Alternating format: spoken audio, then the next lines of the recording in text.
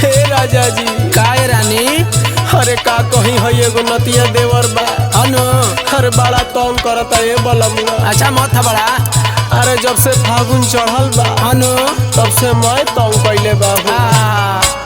फागुन के महीना बाबे घर में बोलाई के, फागुन के महीना बाबे घर में बोलाई के, रंगावा देवरवा लगावे निहुराई के,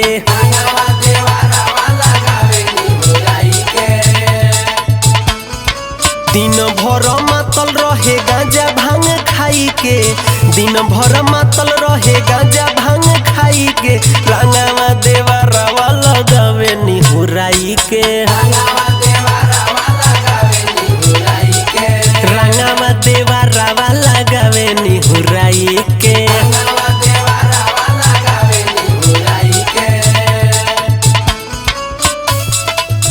अरे राजा का हो अरे जब जब आधी रात होता अनु तब तभी तड़कुल के गाय समझ के चढ़ जाता अनु एक छेव में पूरा लवणीय ढाक लेता हूँ।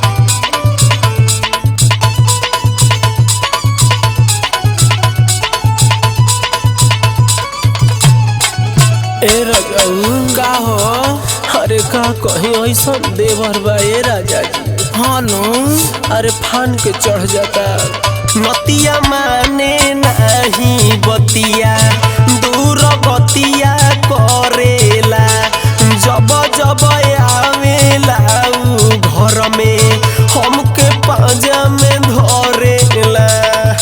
ए राजा का हो अरे बड़ा तंग करता नतिया माने नहीं बतिया दूर बतिया करेला, जब जब आवेला उ घर में हमके पाजा में धरेला, साया साड़ी रंग देला चोलिया भिजाई के, साया साड़ी रंग देला चोलिया भिजाई के, रंगावा देवरवा लगावे निहुराई के,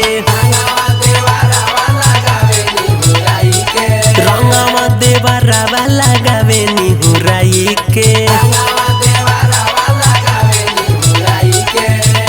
है तले ना हाँ हम एगो फिलीपीन से देवर आइल बा। अरे कौन हो अरे उहे श्याम बाबू अनु हाँ ए राजा अरे उहे नु बड़ी तंग करता। अरे होली हो पूरा करे तो तनी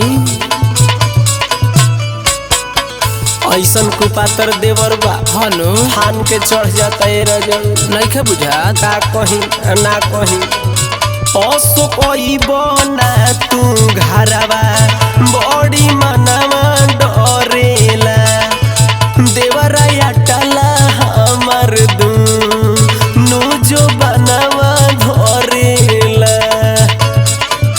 अरे का कहीं ए राजा अरे बोलो ना ओई बना बजरंगी घरा